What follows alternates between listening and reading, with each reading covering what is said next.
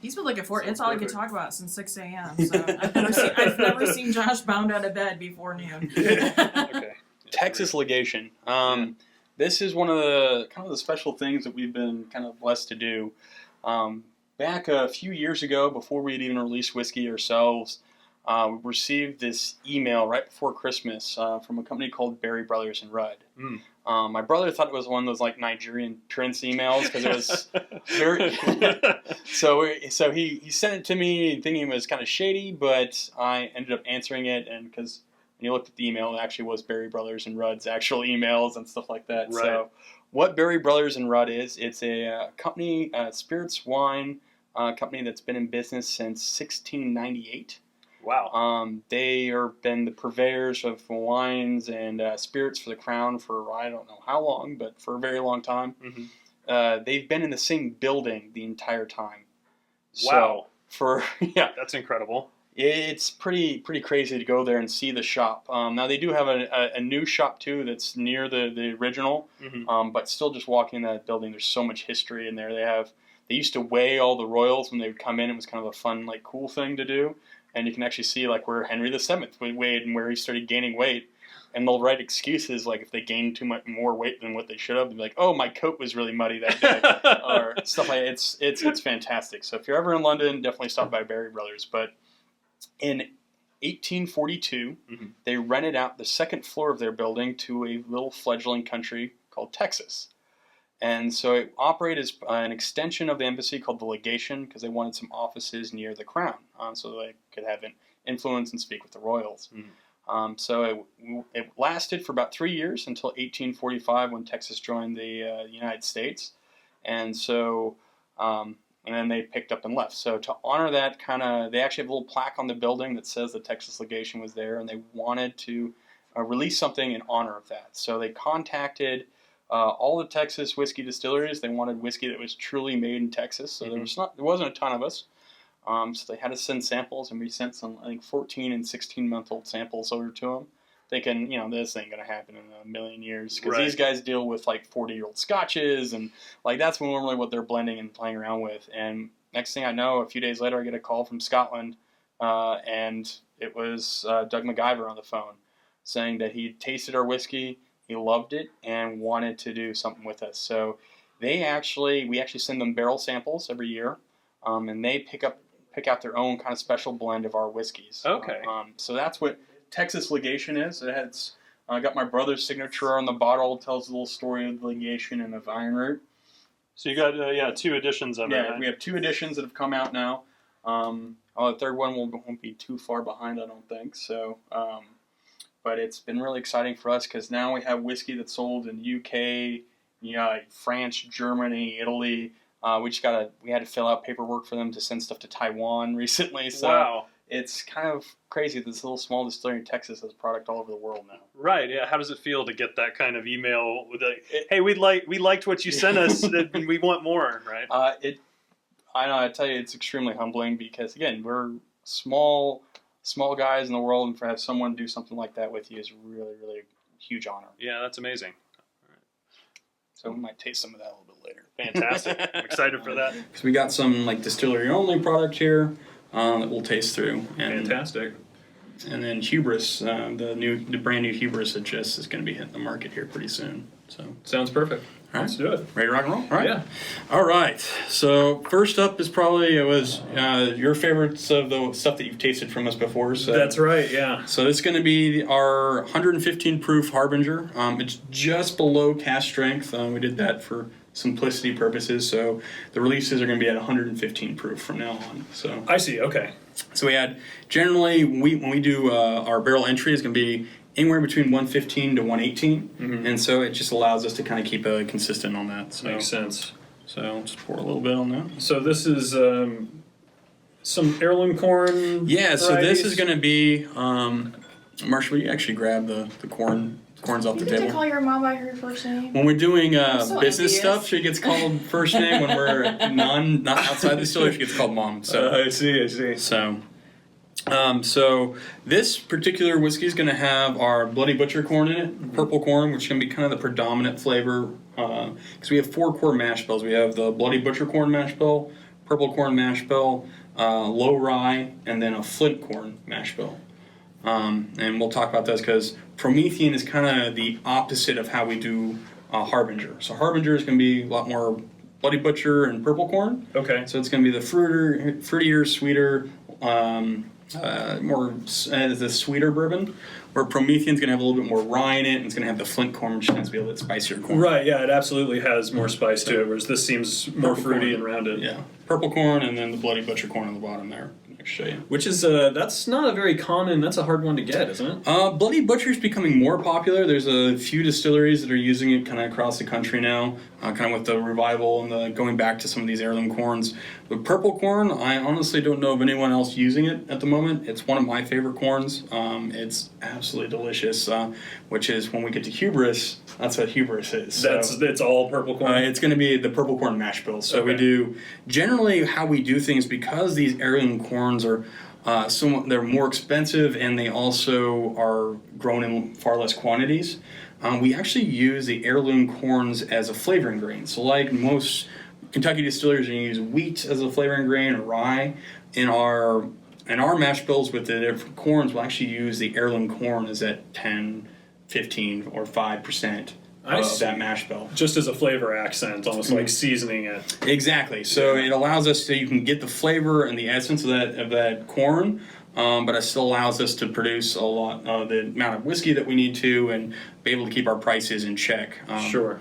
Which for the people outside of Texas, that right now is actually cheaper than it is in Texas for whatever reason. I don't know. So yeah, Harbinger cask strength outside of Texas is $49, and the XC is $35. Wow. So yeah. Well, at least it wasn't Okay. St. Louis. Yeah. So.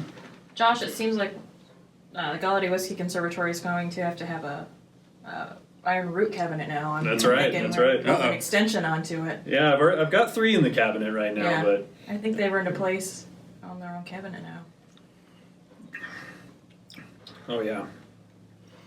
So, with this, we just want to have that big kind of rich mouthfeel and get that length on the palate. And that's really what we're looking for this. And not have the big kind of rye. Harbinger's not supposed to have the big rye spices, which you will see in the future. We have some higher ryes that are coming, but that's going to be down the line a little bit. They take a little bit longer to really get where you want them to go. Gotcha. Okay. Yeah, this that seems to be a characteristic of the whiskeys I've had from you guys so far. Is it has that kind of rich, round complexity, and also that long finish on the palate.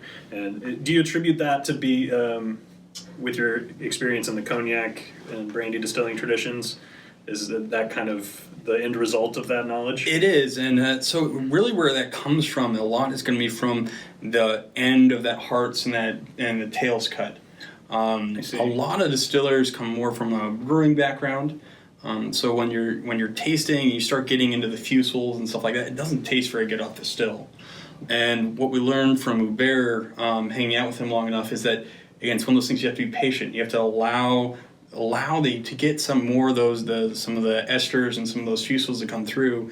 Those will give you a lot more mouthfeel on the back end, but they take a lot longer to mature. I see. And so it's one of those things, if you have the patience on the front end on the still to hang with it, cut a little bit deeper, you can get a little bit more of those oils to come through, and that's going to help carry it across your palate, and it's going to stick on with your palate a lot longer. That makes a lot of sense. So you go a little deeper into the tails cut, and then given time, that will develop into something desirable. Early on, that does not taste good. Right. But yeah, if you give whiskey enough time, it can do it. Now, if you cut too deep, you're gonna have funky whiskey for no matter what you do. Sure. But so it is again that artistic decision of where to make that final cut.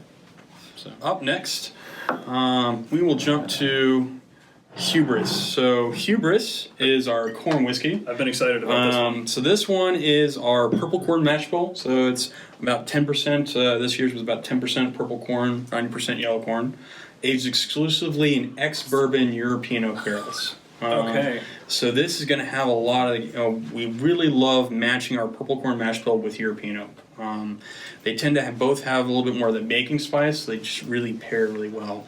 Also, you're going to get that sweetness that you get from 100% corn whiskeys. They tend to be very sweet. Right. With the European oak, you're going to get a little bit more tannin that's going to help counteract that sweetness with a little bit more dryness on it. So it was European oak previously held your bourbon, and then now Correct. the used barrels. And you can see even with a used barrel, you get some pretty dark color on the whiskey. Exactly. So this year's edition is 29 months old. So this is one of the oldest whiskeys we've released so far. Basically, how we've structured our barrel room and how we've done our blends and how much whiskey we've released, we're actually building on age every single release we do. Every whiskey we release is generally 3 to 6 months older than that previous same whiskey that you've seen. So, like Promethean originally was 16 months. The most recent release was over 2.5 years old at the youngest. Wow. And 3.5 on the oldest. So we need new labels, I know, because they still say 16. But they're all getting a little bit older as we go. Amazing, yeah. That's right in line with what you guys, your whole philosophy is trying to slow down the process, trying to allow time for those flavors to develop, and without going into something that's over-oaked. Exactly. Yeah. So this guy is was 3 barrels. The youngest was 29 months. The oldest was 3.5. Because we're 4.5 years old right now. So. Right. Aside from that, the Texas legation, which of your whiskeys are you most proud of? I'd say of the very first releases we did, I'd say the one that we were most proud of still today is going to be the Hubris. A lot of that pride comes from it was a little bit of a gamble on our part because the first Hubris again was about 16 to 18 months old, and I had fell in love with it because it was a purple corn in the European oak barrel, and I absolutely loved it. And I was like, brother, we gotta release this, and he was like, no. Corn whiskey, young corn whiskey. Why are we doing that? Corn whiskey doesn't get a lot of respect. Exactly. Yeah. So I said, you know what? Let's just do it. Pull it. I think people will love it. So we sent it off to a few competitions. It ended up first at San Francisco, winning best in category, double gold at San Francisco, and then to Whiskey Magazine's competition over in the UK, won best corn whiskey in the world, and since then we haven't had any problem selling corn whiskey around here. So yeah, this is fantastic. So the joke was that my brother said it was hubris to sell corn whiskey. That it's corn whiskey and corn whiskey that young, and we did it anyway. So that's what where the name comes from, and it actually now that thank goodness that it fits its name a little bit. Sure. Yeah, this is really interesting. Mm-hmm. So this is 100% corn. This is one thing that I think is really interesting because corn whiskey is kind of the redheaded stepchild of the whiskey world, and we know redheads have a lot to offer. Coming from 2 gingers. That's Oh, I see what you did there. Yeah. Redheads have a lot to offer the world, I think, and I think that corn whiskey is really something that Balcony started, kind of the revolution on that, and Right. I think that definitely we're on the way to working with them to really make it a category that has way more respect than it currently does. Yeah, I think when it's just like anything, if it's treated with the amount of care and expertise that you guys have, it can transform from something that's known to be a sort of a lesser, cheaper product and transform it into something amazing. Right. That's really interesting. Well, how would you describe I'm not quite sure what sort of notes I'm getting off of this.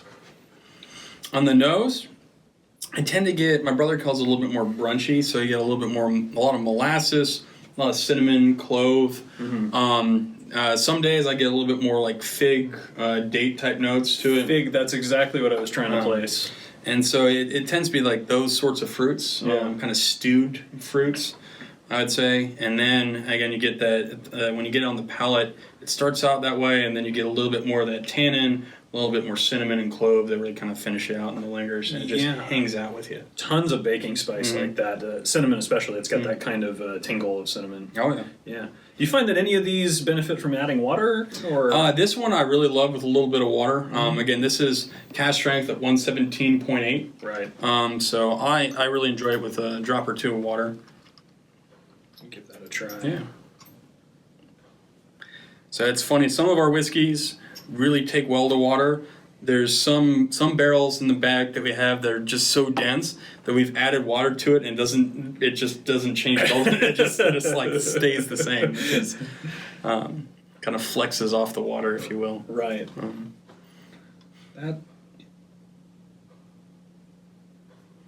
That seems to bring out. I feel like I get a little bit more of the oakiness out of it now. Mm-hmm.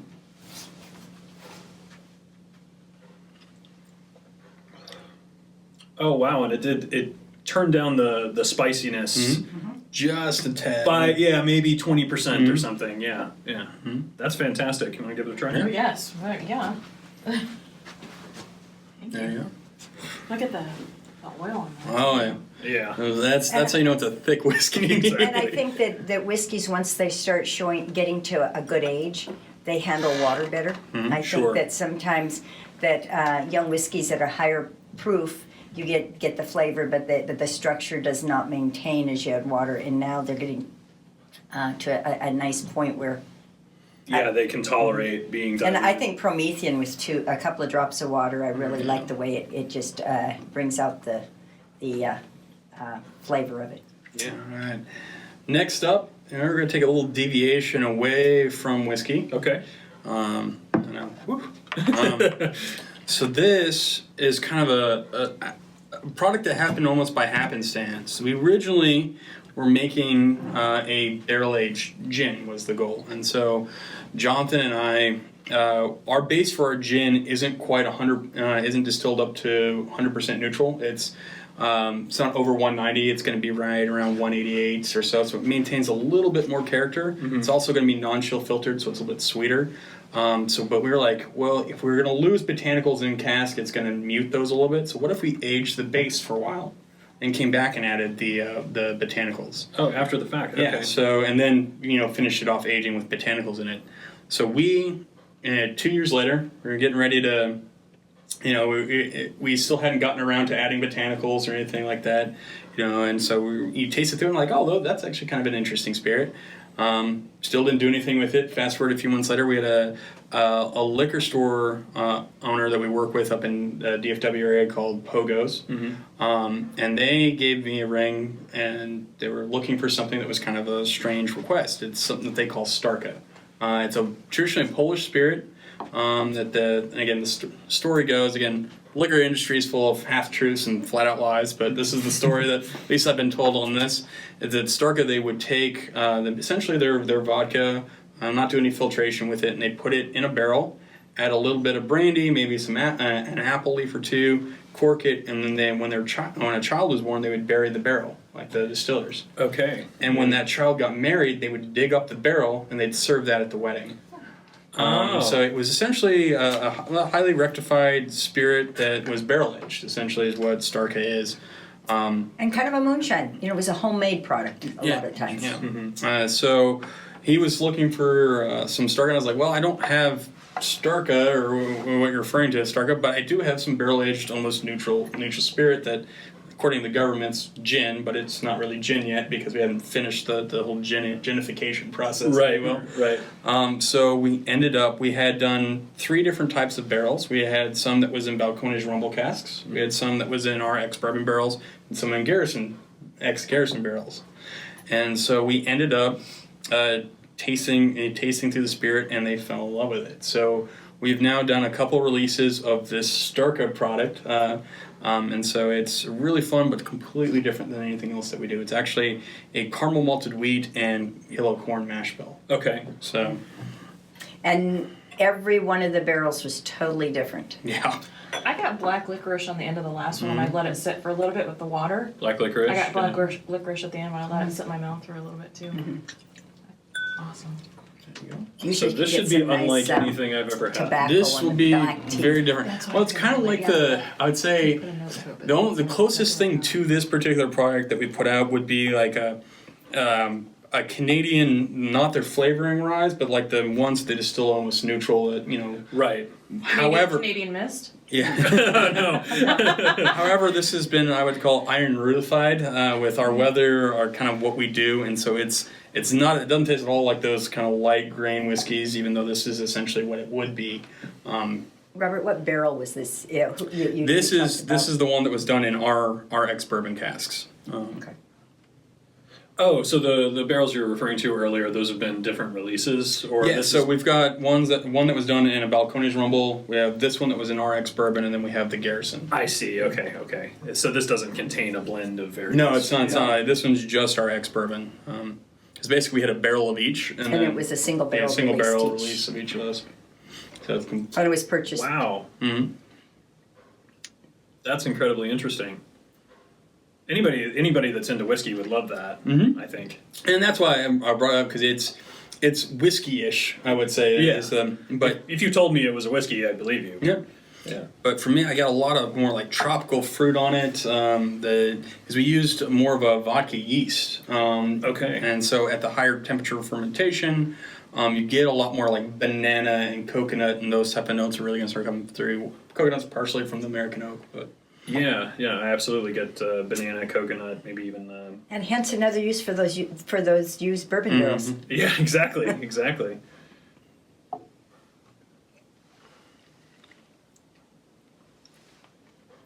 Oh, that's great. Yeah, just completely different. That is great. I'm gonna have to get some of that. So next up, back to our corn whiskey roots here. Yeah. Oh man, I'm like, wait. You're behind her. So More of that. now we're moving to Icarus. So Icarus, this is the second release of this is coming out this spring. It'll be initially distillery only. There might be a few retailers that get their hands on some of this. But this is a project that we kind of developed with Nancy Fraley over drinking lots of vintage Armagnac. At 2 in the morning. Yeah, in 2 in the San morning, Francisco. yeah. It's amazing what type of inspiration you can get when you're drinking spirit that was made in the 1800s. It's pretty fantastic. But so we came back and we were talking again because one of her favorite products we put out is Hubris. And we were, talking about how, corn whiskey is kind of that more disrespected spirit. Right. And so we're like, well, Scotch is this really highly, and probably the most well-respected whiskey on the planet. What would happen if you took corn whiskey and you treated it like Scotch? Interesting. And so we got this kind of crazy idea. And next thing I know, Nancy's got pipettes out and we're playing around with what, kind of mocking up different barrel finishes and stuff like that. So we took our Hubris, a 2-year-old Hubris, and we put it into Islay malt barrels.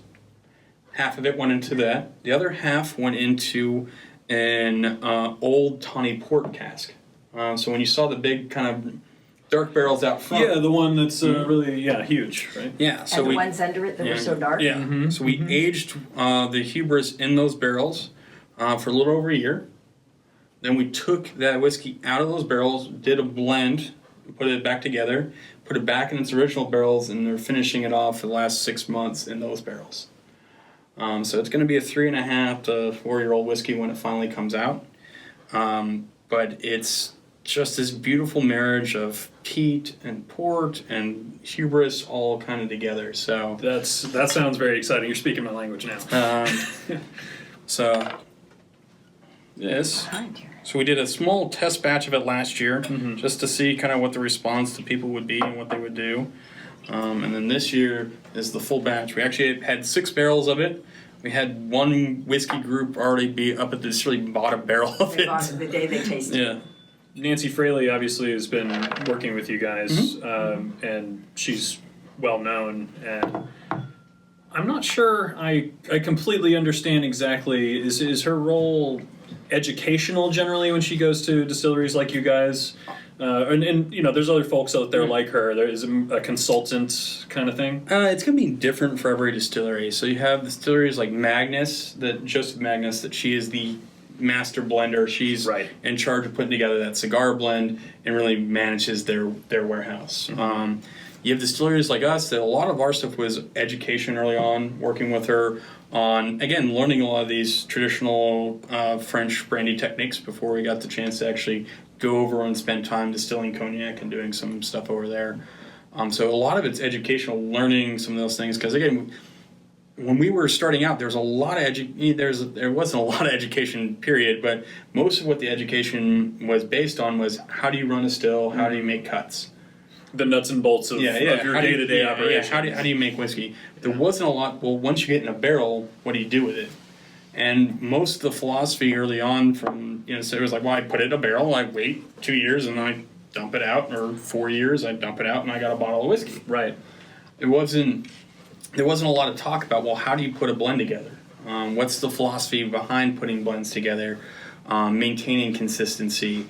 Barrel finishing. How does barrel finishing even work with American spirits? I mean, you had Angel's Envy was really the first one. I guess you had Wild Turkey did a cognac one early on that is now like a legendary bottle. But no one. There wasn't a lot of education in the United States about how do you manage a barrel room on a smaller level like you would with cognac.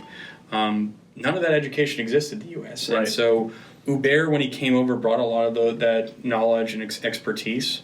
And that's where Nancy learned a lot of her knowledge. Then she went over and studied over in France.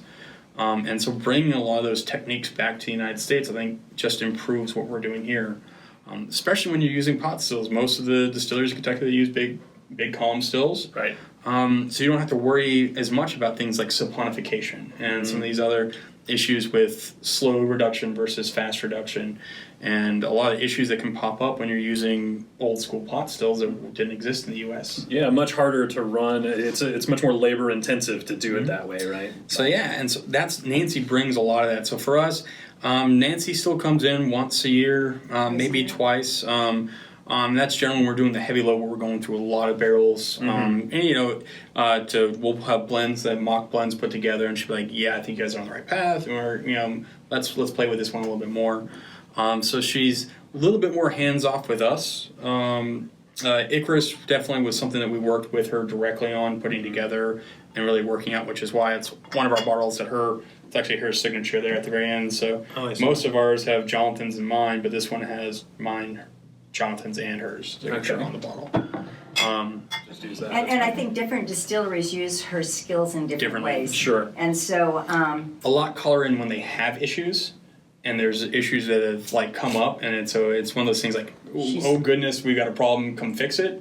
And then there's some that bring her in. We're one of the few that she really started with from the first distillation. Sure. She was with us, at the very beginning, and we're in a totally different, relationship with it because of the way that we've been. If you're gonna talk, come on to the actual camera. So Because otherwise you just have, we follow her philosophy. So like the American Distilling Institute, when she does her blending in classes, they're done at the distillery because we all are on the same page, and we believe in the same things. And so this is developed a different relationship than she might have with another distillery. Sure, it's just based on need, and her expertise or others like her is wide ranging. But like Wyoming, Joseph Magnus, she's there, many times a year. Whereas here, we generally see her right before the blending class or something like that. Okay. Sure. Yeah, and then you have to think about how many more barrels they have in this place. right. It has to do with how much you have to really work with. Yeah, how long does it take to go through your warehouse if you're doing something that's intensive? If we're doing something intensive, generally it'll take us a week or two to go through everything back there. It's one of those things that palate fatigue is a very, very real thing. But even when we're doing it, we're spitting out, we're doing everything. But you can only go through so much before your taste and everything just kind of fall off. Right, exactly. This is incredible right here. Even after it just sat for a few minutes.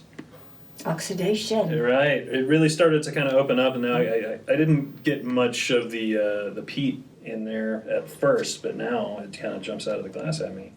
And that's a funny thing about working with peat.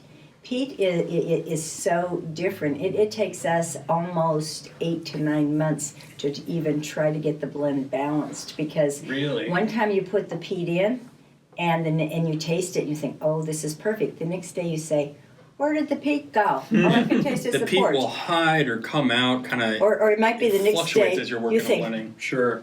my goodness, that's got a lot of peat in it. So peat, that smokiness and that acrid, is that what you call it when you have the smoke finishes? It takes. I don't use the word acrid unless it's. What's this Jonathan call it? I'm not so good with that. But anyway, whatever it brings in, and our goal is.